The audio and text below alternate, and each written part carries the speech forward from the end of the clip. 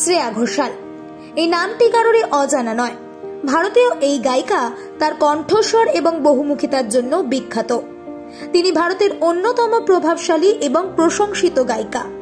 তিনি বিভিন্ন ভারতীয় এবং বিদেশি ভাষায় চলচ্চিত্র এবং অ্যালবামের জন্য গান রেকর্ড করেছেন এবং অসংখ্য প্রশংসাও পেয়েছেন, যার মধ্যে রয়েছে 5টি জাতীয় চলচ্চিত্র পুরস্কার, 4টি কেরালা রাজ্য চলচ্চিত্র পুরস্কার, 2টি তামিলনাড়ু রাজ্য চলচ্চিত্র পুরস্কার, 1টি মহারাষ্ট্র রাজ্য পুরস্কার, BFJA পুরস্কার, 6টি ফিল্মফেয়ার পুরস্কার এবং 10টি ফিল্মফেয়ার পুরস্কার দক্ষিণ। কিন্তু এত কিছুর পরেও তিনি তার সাধারণ জীবনযাপন ভোলেননি।